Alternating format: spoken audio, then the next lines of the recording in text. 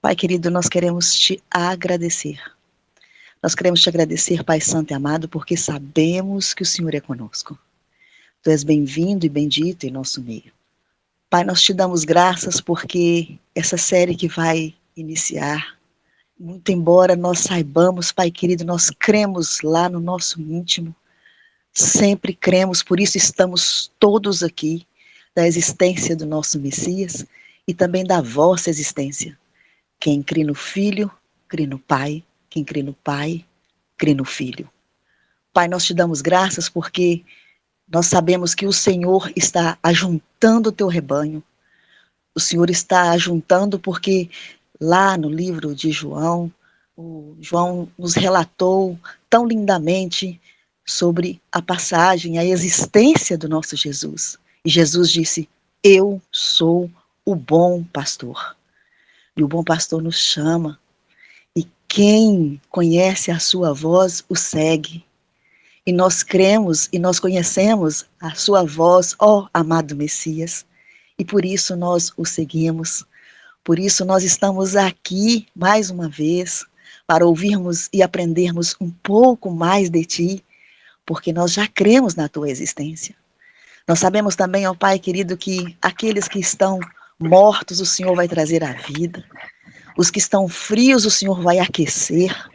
Os que estão caídos, o Senhor vai levantar, porque o Senhor é Deus, porque o Senhor sabe quem são teus, Pai.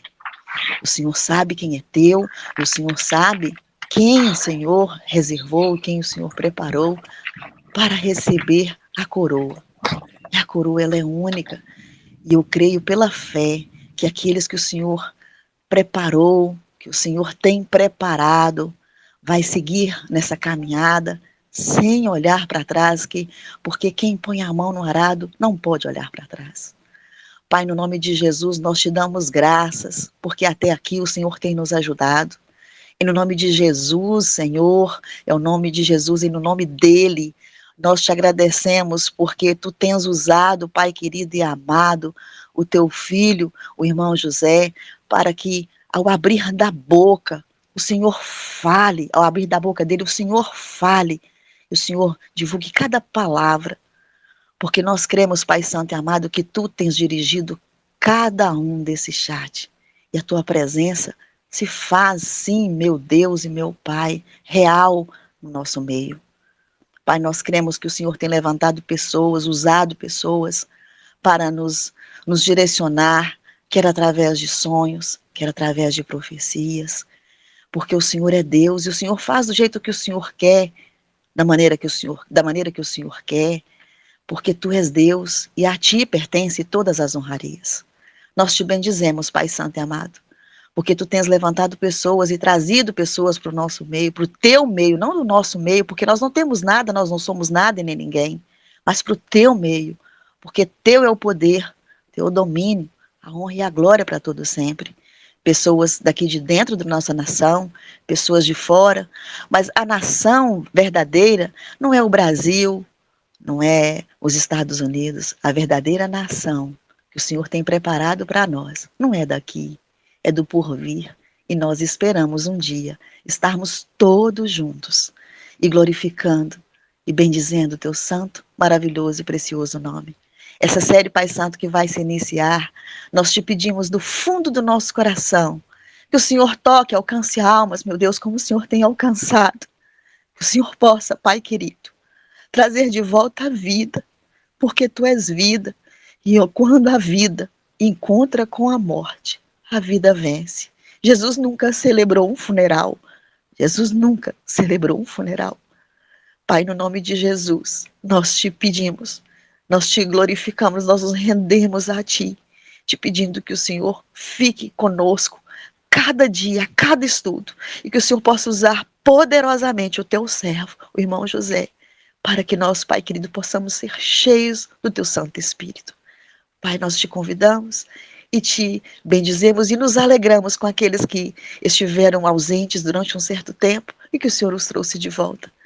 Pai, nós te agradecemos e bendizemos em no nome de Jesus.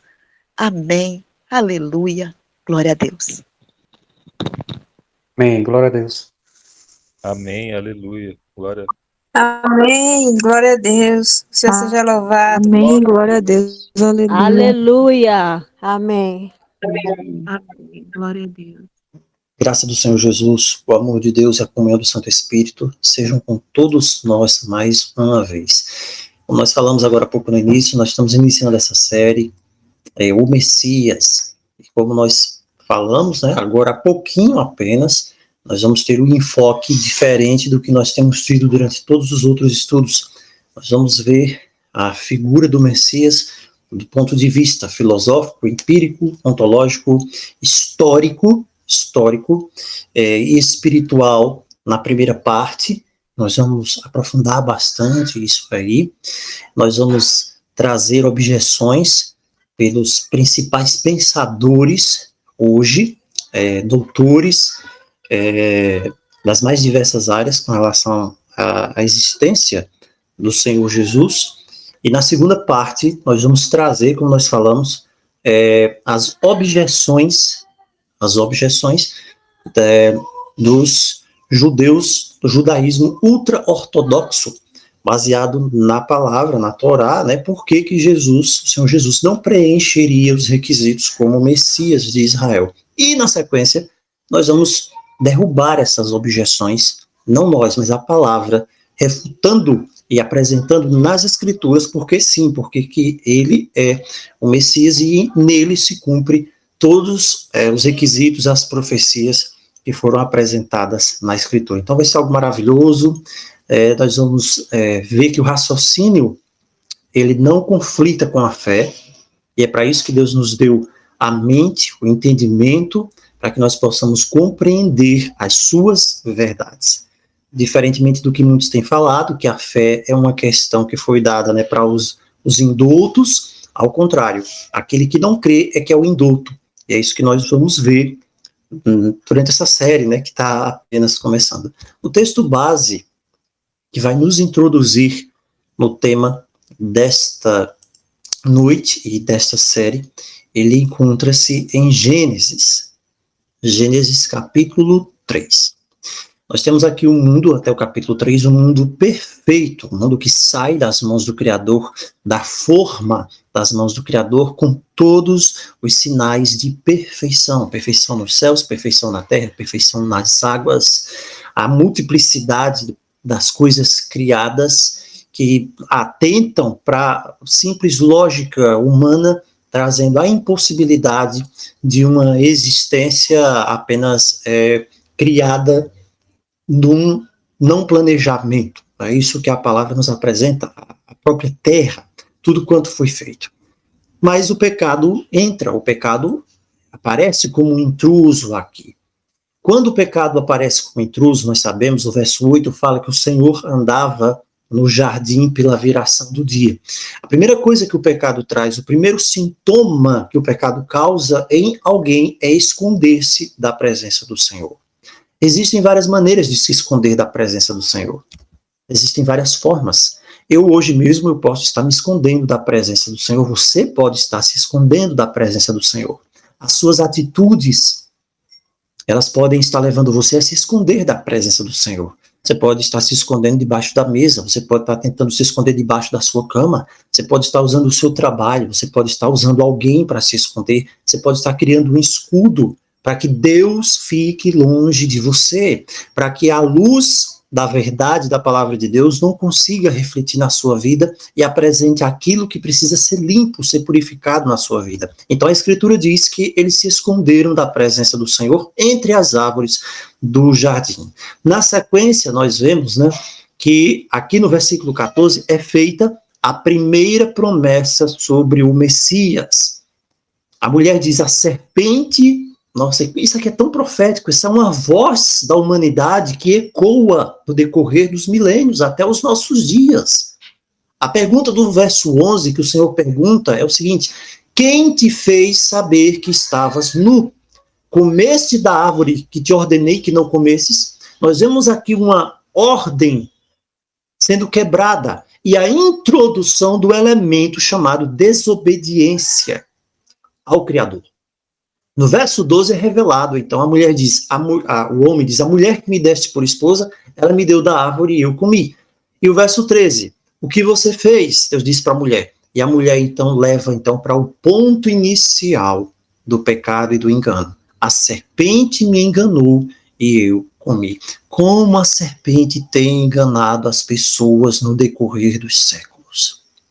Sabe, as pessoas não imaginam. Os sistemas são criados, são moldados, a roda do sistema do engano da grande Babilônia tem girado pelos milênios afora, na poeira da estrada, e no final das contas, a resposta para tudo isso é apenas a mesma coisa que a mulher disse para o Senhor lá no Éden: a serpente me enganou. A serpente me enganou. Sempre a serpente está por trás do engano. Ela engana, ela está enganando. No verso 14, nós temos então a promessa messiânica. O Senhor fala então com a serpente: você é maldita entre os animais domésticos, mas na verdade ali o Senhor está falando com o anjo que havia caído, com Satanás, com o inimigo da minha alma, com o inimigo das nossas almas. E ele então faz a promessa, a primeira profecia messiânica, nós sabemos que encontra-se aqui. Porém, inimizade entre você. Ele aqui não está falando mais com a serpente, com o animalzinho lá, com aquela limária lá. Não, ele está falando com o inimigo, com Satanás.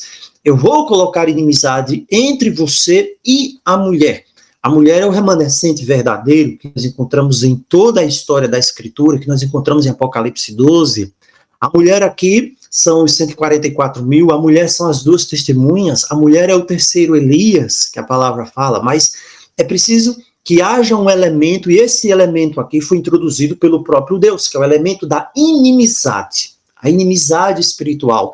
Aqui a serpente tem o controle e o engano de toda a parte da semente humana que não recebe esse elemento vindo do Criador, que é a inimizade contra o pecado. E ele diz aqui: colocarei essa inimizade entre você e a mulher, entre a tua descendência e o seu descendente. Não é os seus descendentes, mas o seu descendente. Aqui, quando fala o seu descendente, ele está fazendo uma referência direta aqui a alguém que descenderia da mulher e que entraria num espectro de batalha mais ousado, mais proeminente contra a serpente. Não é isso? Entre ti e a mulher, entre a tua descendência e o seu descendente, e a sua semente. Este te ferirá a cabeça e tu lhe ferirás o calcanhar. Nesta batalha, e esse aqui é outro ponto que precisa ficar bem claro, porque identifica quem é esse descendente da mulher, e o que acontece nesta batalha. Ele assume a semente humana e ele sai ferido na batalha. Ele é ferido no calcanhar, mas ele fere definitivamente a cabeça da serpente. Muito bem, esse ponto aqui é o ponto inicial para todos os pretensos messias e a figura messiânica que se criou dentre as várias religiões, entre as sociedades no mundo, no decorrer do tempo. Este aqui que fere a cabeça da serpente. Bem, falar sobre o Messias, antes de falar sobre o Messias judeu, o Messias de Israel, nós precisamos entender, né, que todas as grandes religiões do mundo, os sistemas religiosos mundiais paganizados em si mesmos, porque não de acordo com a Escritura, eles possuem uma figura messiânica. Essa figura messiânica, ele viria para combater o mal, em tese, e a injustiça, e também para restaurar o paraíso sobre a terra. Então, tudo inicia aqui. Aqui a humanidade perde o acesso ao Gan Eden, ao paraíso, e a figura do Messias é para trazer isso de volta. A humanidade está longe do seu lar, longe da sua casa, e ela anseia retornar, ela anseia voltar. Então, todas as linguagens, as crenças possuem a figura em si de alguém, da semente humana, que irá fazer esse retorno, essa obra. Essa palavra do Mashiach, do Messias, significa, né, o ungido. Quem é este ungido? Quem é este que é ungido? A quem o Altíssimo unge? Quem é este que é marcado, né? Isso com óleo dentro do judaísmo, para poder fazer esta obra? né? Quando nós vamos para o judaísmo antigo, nós vemos que esse nome, né, ele também podia ser um título do rei ideal, que era esperado, né?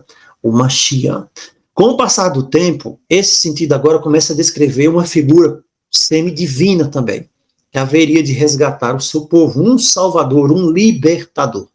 Dentro do judaísmo, especificamente, ele deveria ser um rei que fosse descendente de Davi, do rei Davi, porque existem promessas relacionadas ao trono de Davi como um trono eterno. Davi reina lá entre o ano 1000 até o ano 960, 962. E ele haveria de livrar, então, Israel de toda a opressão estrangeira e implantar um reino de justiça, um reino de salvação. É por isso que nós já falamos aqui bastante sobre o dispensacionalismo. O dispensacionalismo ele vai tocar bastante nesse ponto. Quando o Novo Testamento é escrito, e, não esquecendo, nós também vamos falar sobre o Novo Testamento, sobre a confiabilidade histórica do Novo Testamento. Porque existem muitas pessoas que levantam questionamentos e dúvidas que o Novo Testamento não é digno de nota. O Novo Testamento também, ele não tem, vamos dizer assim, confiabilidade histórica. Tudo bem? Qual é a confiabilidade registral do historicismo que detém o Novo Testamento? Nós vamos ver isso também. Mas quando o Novo Testamento ele é escrito em grego, ali no primeiro século, aquela expressão, essa expressão, no Mashiach, ela é traduzida como Christos.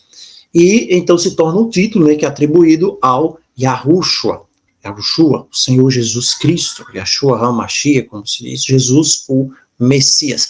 Mas esse conceito do messiânico, ele não se limitou apenas ao judaísmo, nem ao cristianismo. Por isso é importante nós fazermos menção aqui de algumas figuras que também foram retratadas como figuras messiânicas dentro da sua própria crença. Para iniciar, nós podemos falar aqui muito bem, tecer alguns comentários sobre Siddhartha Gautama. Siddhartha Gautama. Bem, quem era Siddhartha Gautama? Siddhartha Gautama é o Buda, o fundador, vamos dizer assim, do budismo, ali entre o século V e século VI, ali, antes de Cristo, é isso? Antes de Cristo.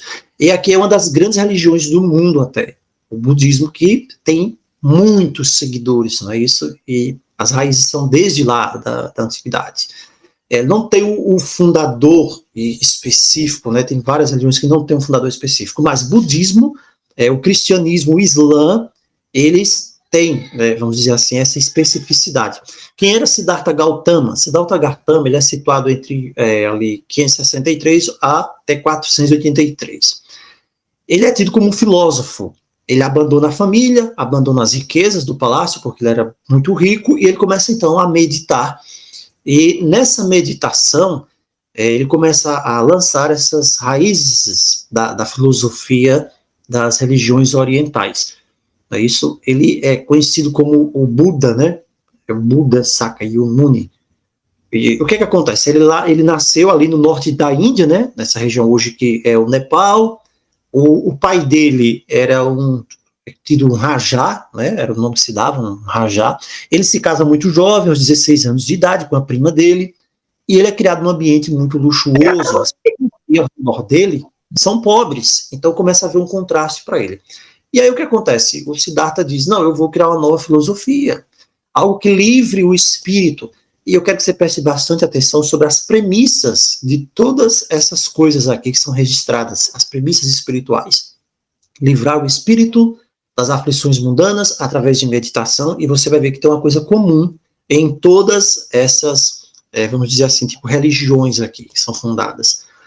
Então, quando ele tem ali mais ou menos uns 29 anos, ele começa a ter algumas visões e diz que, então, ele tem de abandonar o palácio. E aí ele vai, abandona o palácio, deixa a esposa dele, deixa um filho recém-nascido dele, renuncia tudo e sai como um andarilho. Ali o Siddhartha Gautama. E ele fica jejuando para superar os desejos do corpo, né, incluindo a fome também. E ele busca adquirir o total controle da mente através do jejum.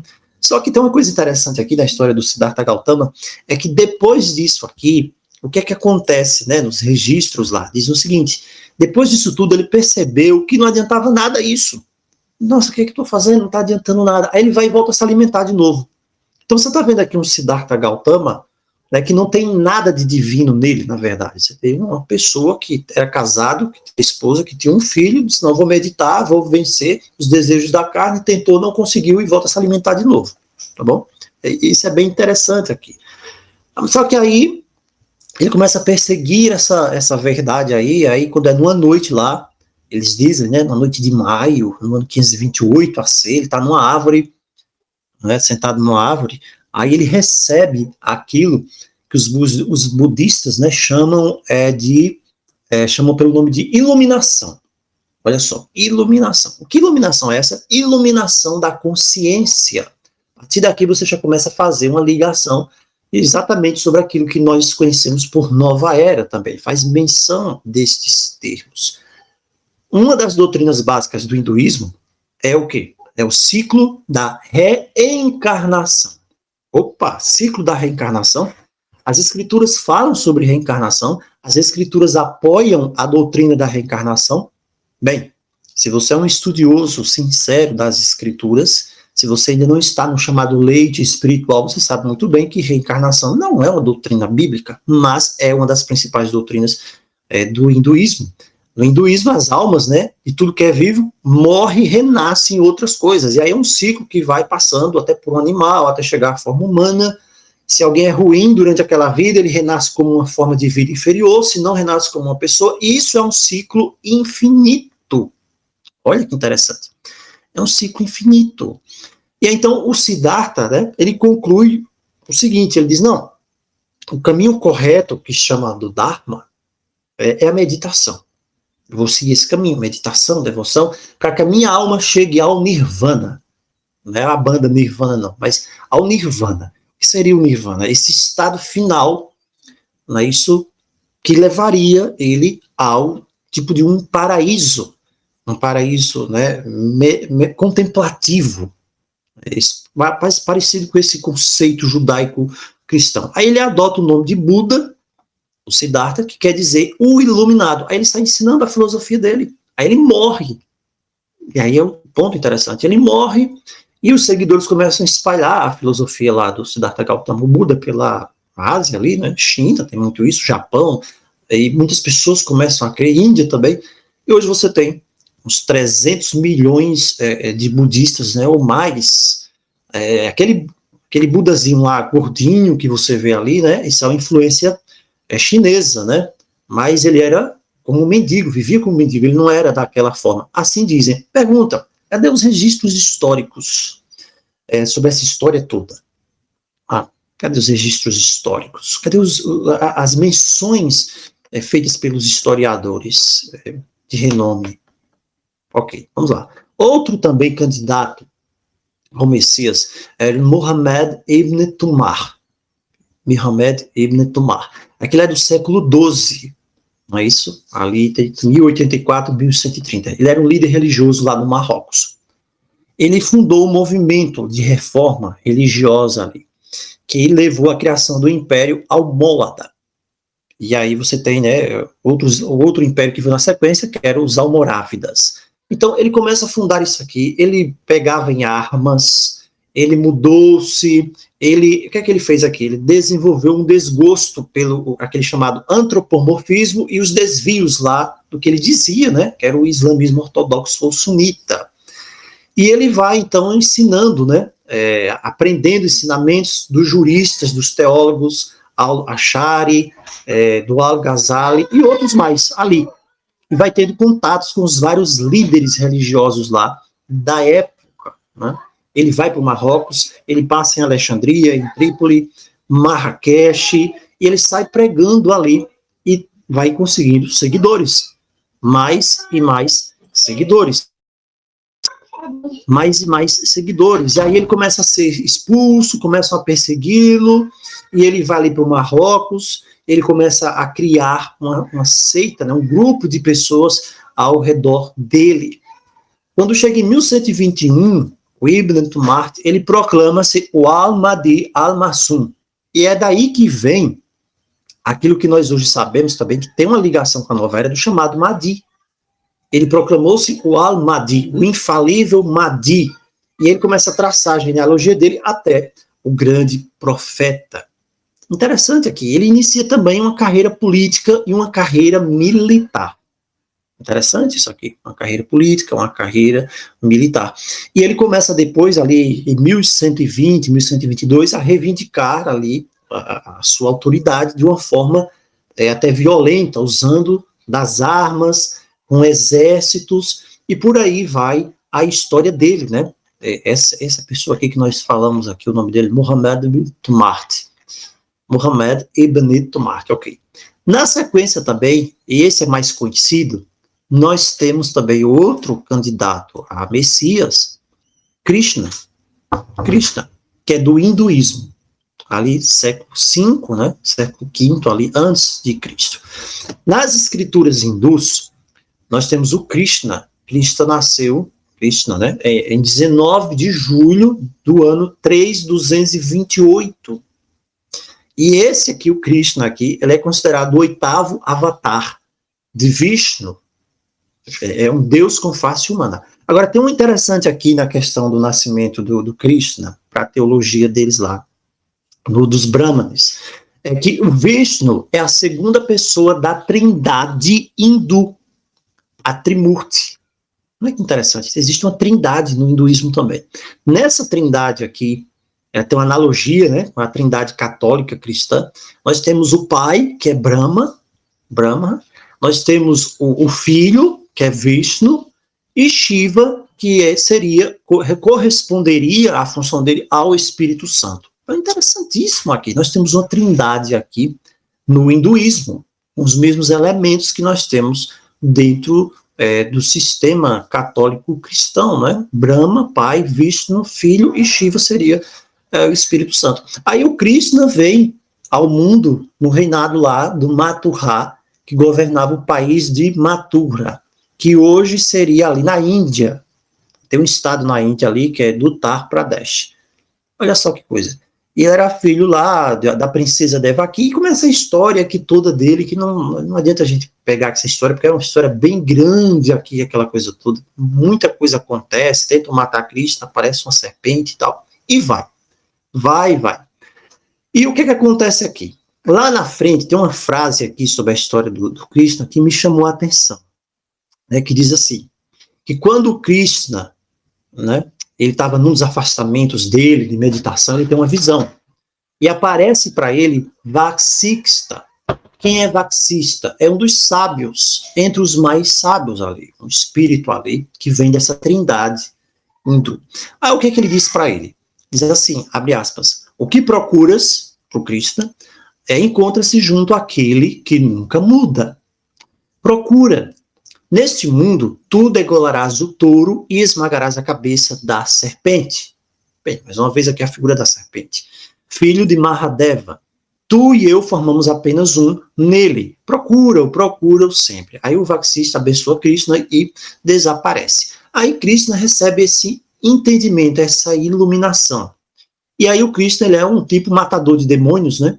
E agora ele recebe uma missão de querer salvar o mundo. Ele vai passando ali nas comunidades, libertando as pessoas, né? Aquela coisa toda. Outro ponto que nós vamos falar nessa série. Existem aí algumas pessoas que dizem que Cristo, ele é uma cópia. Ele é uma cópia de figuras mitológicas do passado também. Nós vamos ver isso aqui nessa série, se realmente é assim. Tudo bem? Então vai ser muito interessante. Então, mais uma vez, fala também aqui de um diálogo de Arjuna e Krishna, que é uma das passagens mais famosas do Bhagavad Gita, onde fala lá da alma, né? E sempre aqui, você viu no hinduísmo, você vê aqui nos seguidores de Krishna, você vai ver lá no Siddhartha Gautama, existe um elemento comum que nós falamos lá no início. Qual é esse elemento comum? Olha aqui esse diálogo aqui entre eles. Diz assim, eu e tu, entre Arjuna e Krishna. Eles dizem assim, eu e tu e todos esses guiadores de homens havemos existido sempre. Havemos existido sempre. Mas sempre desde quando? Porque a alma é imortal. Ok, aqui na teologia Krishna. Não cessaremos jamais de existir. Aqueles que veem essa essência real nossa, veem a eterna verdade que domina a alma e o corpo. Então saiba disso, o que atravessa todas as coisas está acima da destruição. Ninguém pode destruir o indestrutível. Tu sabes que estes corpos aqui durarão pouco, mas também sabem que a alma é eterna indestrutível e infinita. Pergunta, vou ler só até aqui. Está dizendo aqui, no diálogo entre Arjuna e Krishna, a alma, ela é eterna, ela é indestrutível e infinita. É isso que a palavra de Deus diz? A palavra de Deus diz que a alma, ela é eterna, ela é indestrutível. É isso que a palavra de Deus diz? Será que é isso realmente que a palavra diz? Mas é isso que está dizendo aqui Krishna, né?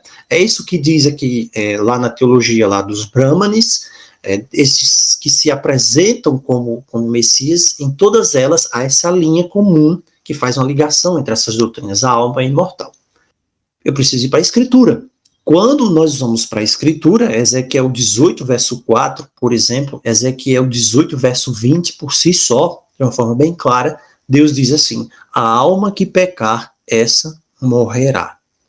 Ezequiel 18, versículo 4, eis que todas as almas são minhas. Eis que todas as almas são minhas. Aqui a palavra alma é o nefesh, é o ser vivo. Né? Existe uma dicotomia nessa questão da alma por influência da filosofia grega até. Mas a alma, o nefesh, segundo apresenta a Escritura, não é um ser desencarnado. A palavra diz o ser, e Deus diz o ser, a criatura, a pessoa, aquele que respira, a substância que respira. Esse é o sentido da palavra nefesh. Todas as almas são minhas. Quem está dizendo isso aqui é o Eterno, é o Altíssimo. A alma do Pai, a alma do Filho, a alma da mãe, a alma da irmã, seja quem for, a alma é minha. A alma que pecar e não se arrepender, e for dita aquela frase lá de Apocalipse no final, quem for justo, continue justo, o imundo, continue sendo imundo, então finalizou ali, a alma que pecar, e estiver pecadora, no momento que essas palavras foram ditas, essa morrerá. A alma que pecar, essa morrerá. Mas, Krishna, aqui na doutrina, aqui de Krishna, do hinduísmo, lá também, como nós já vimos aqui no brahmanismo, diz a mesma coisa, diz não é assim. A alma é imortal.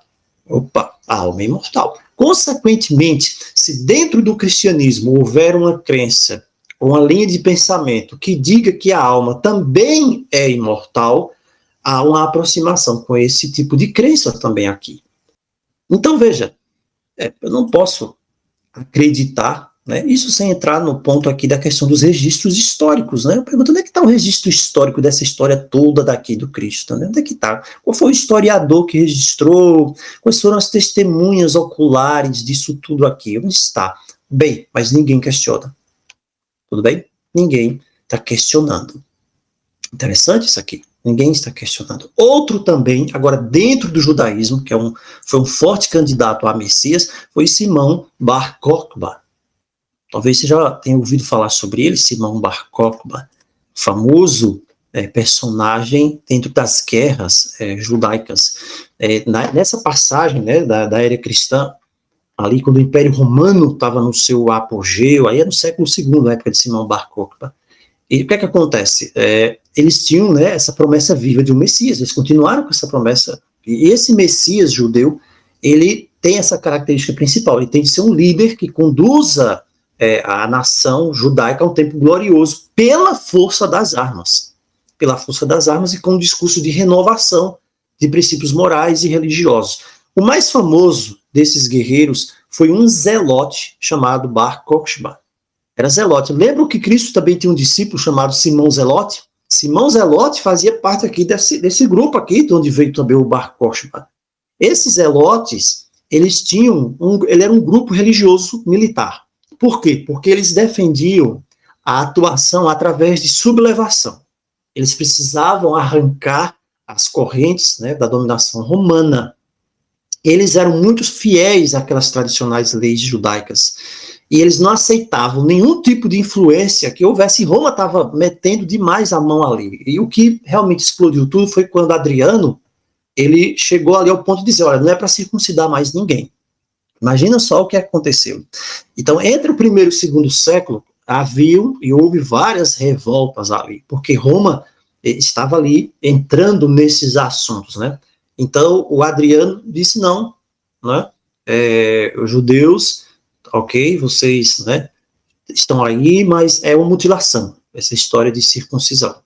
E o Adriano, ele era favorável a que os povos fossem helenizados com a cultura greco-romana. E ele cria, então, as escolas de grego lá em Jerusalém. Quando é no ano 127, o que acontece? As coisas pioram ali, porque ele baixa um decreto e ele proíbe a circuncisão. Imagina o que acontece, então, né, com a população. Proibir a circuncisão? Nossa, então os zelotes começam a arquitetar aqui uma série de planos para que eles possam expulsar definitivamente os romanos ali. Quem que está no meio? Simão Bar Kokhba, ou Coxiva, não sei. Então, ele faz parte, né, desse grupo aqui. Sobre ele existem documentos sobre o Simão Bar Kokhba. Tem os documentos encontrados ali, até por um arqueólogo israelense, Rigal Yadin, e tem obras que fazem menção ao Simão Bar Kokhba. Por exemplo, Dion Cássio e Eusébio fazem menção a ele, né, Eusébio de Cesareia e Dion Cássio, aliás, fazem menção a ele. O que é interessante sobre ele também? É o seguinte, ele está ligado ao Akiba. Quem era Akiba? Ele era um líder do Sinédrio, na época lá, na cidade de Uxá. Ele recebe esse apoio desse rabi. Quer dizer, com relação ao Messias verdadeiro, né, eles não quiseram reconhecê-lo. Aí quando vê o Simão Bar Kokhba, eles não vão ser o Messias. Aí o rabi ali, o Akiba, lá de Uxa, ele vai dar esse apoio e força para que ele lidere essa revolta contra o Império Romano. Aliás, foi até o Akiba aqui que ele mudou o nome para Bar Kokhebas, que significa filho de uma estrela.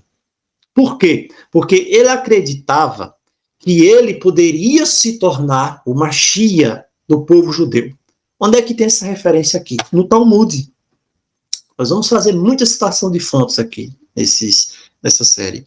O Talmud diz assim, quando Akiba o viu Simão Bar Kokhba, declarou, uma estrela surgiu de Jacó. É aquela profecia lá, né? Está lá em Números, não é isso? 24:17. Bar Kokhba descende de Jacó. Ele é o Mashiach. Então imagine o que acontece aqui. E ele começa a fazer muita coisa, né, tomando o controle, buscando tomar o controle ali, expulsar os romanos. Mas o que acontece com o Bar Kokhba? Roma reage, e você sabe que acontece o inevitável. Eles fogem para a cidade de Bet-Ha, e em agosto de 135, veja que Jerusalém já havia sido destruída, o exército romano reconquista Jerusalém e prende Bar Kokhba. E ele é condenado à decapitação. Eles decapitam o Bar Kokhba, pegam a cabeça dele, apresentam ao imperador, e aí começa uma perseguição mais feroz ainda, né? Eles começam a perseguir e matar as pessoas ali ao redor. E quem foi Bar Kokhba? Apenas uma pessoa que ficou à frente de um grupo de outras pessoas tentando liberdade. O Talmud fala disso, né? Por exemplo, o Rabi Alazar Hanmodai diz que o que aconteceu com Bar Kokhba foi porque isso havia traído a vingança de Yahweh. Por quê? Porque ele havia matado o seu tio, o Bar Kokhba, num acesso de raiva. Bem, eu acredito que nenhum desses pretensos candidatos a Messias preenchem os requisitos. Primeiro, aqueles lá estão fora do espectro da Escritura, e defendendo uma doutrina que não é escriturística, como a imortalidade da alma. E estão fora também do povo escolhido, onde o Criador haveria de levantar o Messias. Dentre todos os outros falsos Messias que surgiram dentro de Israel, o mais proeminente foi Bar Kokhba. E nós sabemos que Bar Kokhba não foi Messias coisa nenhuma. Não é verdade? Não foi Messias coisa nenhuma. Bem, nós finalizamos por aqui essa primeira parte. Amanhã nós vamos começar a redescobrir o Messias histórico. Nós vamos ver as evidências que nos apresentam Jesus de Nazaré como realmente tendo pisado nesta terra, a figura humana de Jesus. Muitas pessoas dizem que Jesus nunca existiu, até os próprios judeus, eles vão usar, alguns deles, esse argumento. Não, ele nunca existiu. Existe alguma prova histórica de que o Senhor Jesus realmente existiu? Ah, Novo Testamento não é prova. Muito bem, então nós vamos para outras provas extra-bíblicas, que vão nos apresentar registros históricos da mais alta confiabilidade de que o Senhor Jesus realmente existiu. Mas isso nós vamos ver amanhã. Que o Senhor nos abençoe a cada um dos irmãos poderosamente. E amanhã nós vamos, então, ver um estudo fantástico, né? As provas históricas da existência do Senhor Jesus, como, por exemplo, Plínio, o jovem, Suetônio, Tácito e outros mais. O próprio Flávio Josefo, aquela citação lá, o testemunho flaviano, nós vamos ver e analisá-lo junto com os irmãos. Que o Senhor abençoe a todos, nos fortaleça a todos e até a próxima.